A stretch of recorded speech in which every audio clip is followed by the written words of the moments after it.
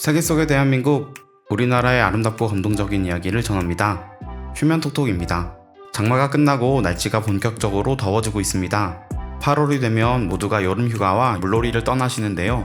수영장이나 워터파크는 그렇게 위험하진 않지만 계곡이나 바다는 언제나 위험에 노출되어 있습니다. 특히나 바다에서 갑자기 사고가 나면 수영을 잘 하시는 분이더라도 쉽게 위험해질 수 있는데요.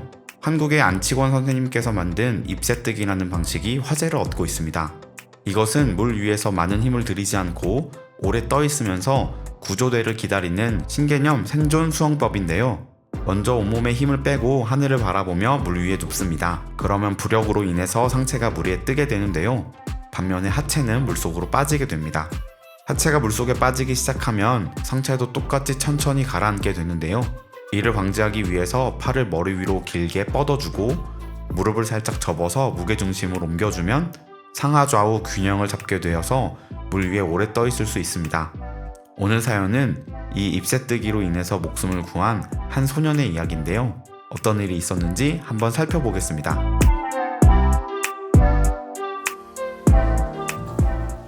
여기는 플로리다의 한 해변 시에스타키입니다. 많은 사람이 매년 탁 트인 해변과 시원한 바다를 경험하기 위해 이곳을 찾습니다. 편안함과 즐거움이 머물던 이곳에 갑자기 사이렌이 울리기 시작했습니다. 안전요원들이 바닷속으로 뛰어들어가고 해상 오토바이들이 숨가쁘게 돌아다니기 시작했습니다. 많은 사람이 놀란 마음을 움켜쥐고 물속에서 해변으로 뛰쳐나왔습니다. 어디에선가 한 여인의 울음소리가 들려오기 시작했습니다. 그 여인은 남편의 품에 안겨 있었고 그 주위를 젊은 청년들이 걱정스러운 표정으로 둘러싸고 있었습니다. 사촌들과 함께 해변에 놀러온 한 가족에게 비극이 일어났던 것입니다. 한 소년은 사촌 형들과 해변에서 놀고 있었는데 게임을 하고 진 사람을 벌칙으로 바다에 빠뜨리는 놀이를 하고 있었습니다. 남자 중에 가장 어리고 작았던 소년은 벌칙에 걸렸고 형들은 힘껏 그를 집어 던졌습니다. 바닷속에 빠진 소년은 허우적거리기 시작했습니다. 갑자기 밀려온 파도에 휩쓸린 것입니다. 소년이 빠진 곳은 그리 깊은 바다는 아니었는데 갑자기 밀려온 너울성 파도로 인해서 순식간에 500여 미터나 빨려 들어간 것입니다. 너무나도 순식간에 일어난 일이라 같이 놀던 사촌들의 눈에는 막내 동생이 눈앞에서 사라진 것처럼 보였습니다. 사촌들은 빠르게 안전요원에게 신고했고 라이프가드들은 바로 출동했습니다. 대기하던 모든 안전요원이 동원되고 수색 작전이 시작되었습니다. 소년을 잃은 가족은 안심하며 그가 돌아오길 기다렸습니다. 하지만 수색 시간이 갈수록 길어지기 시작했습니다. 30분이 지나고 40분이 다 되어서 출동했던 라이프가드들이 다 해변으로 돌아왔습니다. 대장으로 보이는 한 남자가 어머니께 다가와서는 이렇게 말했습니다. 저희가 최선을 다해보았지만 아드님을 찾지 못하였습니다. 시간이 많이 지났기 때문에 마음의 준비를 하셔야 할 것 같습니다. 대장의 말이 끝나기 무섭게 어머니는 자리에 주저앉아서 통곡하셨습니다. 함께 놀던 사촌들의 눈에도 눈물이 고였고 그 중에 몇 명은 망연자실한 표정으로 넋을 놓고 있었습니다. 그렇게 모두가 슬픔에 잠겨 있을 때 마지막까지 남아서 수색하던 해상 오토바이에서 신호음이 들려왔습니다. 수색했던 바다보다 조금 더 먼 바다의 사람의 형상이 보인다는 것이었습니다. 신호가 떨어지자마자 구조대는 작은 보트를 물에 띄우고 출동하였습니다. 빛과 같은 속도였습니다. 가슴을 졸이며 발견 장소에 도착한 구조대는 실종될 뻔했던 소년을 발견하고 구조에 성공하였습니다. 소년은 발견 당시 물 위에 아주 편안하게 떠 있으면서 목소리로 계속 구조 신호를 보내고 있었습니다. 당황하거나 놀란 기색도 없이 그렇게 먼 바다에서 약 1시간 동안을 버티고 있었던 겁니다. 대장이 소년에게 어떻게 그렇게 버틸 수 있었는지 물어보았습니다. 소년은 처음에 파도에 휩쓸렸을 때 살아남기 위해서 발버둥을 치기 시작했다고 말했습니다.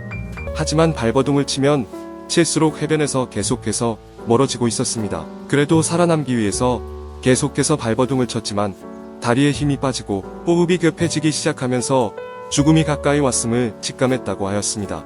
바로 그 순간 그 소년은 학교에서 배웠던 생존 수영이 생각났다고 하였습니다. 학교에서 배운 생존 수영은 입새뜨기였는데 팔과 다리를 물 위에 띄우고 전후좌우 균형을 잡아서 물 위에 떠 있는 것이라고 하였습니다.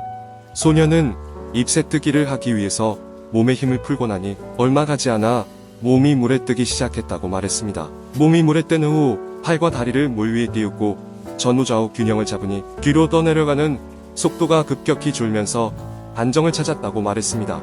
그렇게 1시간을 버티니 경비정의 모터 소리가 들려왔다고 말했습니다. 기적적으로 죽음에서 돌아온 소년의 이야기는 뉴스와 인터뷰를 통해서 플로리다에 전해졌고 소년의 목숨을 구해준 입새뜨기는 화제가 되었습니다. 생존 수영으로 입새뜨기를 배운 사람들은 기존에 배우는 생존 수영은 정말 위기의 상황에서 전혀 효과가 없고 오히려 사람을 당황하게 하고 힘만 빠지게 하는데 입새뜨기는 정말 구조대가 올 때까지 버틸 수 있게 해준다면서 그 탁월함을 인정하고 있습니다. 입새뜨기의 기원은 한국인 안치권, 김철기 두 분이 개발한 방법으로 먼저 한국의 소방청에서 생존술로 채택하였고 현재 전 세계에 이 방법이 전수되어서 많은 사람의 생명을 구하고 있습니다. 한국 사람이 만든 수영법이 미국 소년의 생명을 구한 이야기였습니다. 입새뜨기를 접한 사람들의 반응도 살펴보겠습니다. 어릴 적에 수영 배울 때 물속에서 아무것도 하지 않고 둥둥 떠 있는 게 너무 편안하고 좋았던 기억이 떠오르네요. 35년 맥주병 인생이었는데 입새뜨기하고 35년 만에 처음으로 물에 떴습니다.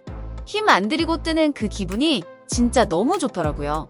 물은 항상 무서운 존재였는데 이 방법으로 물에 바로 떠서 너무 신기했어요.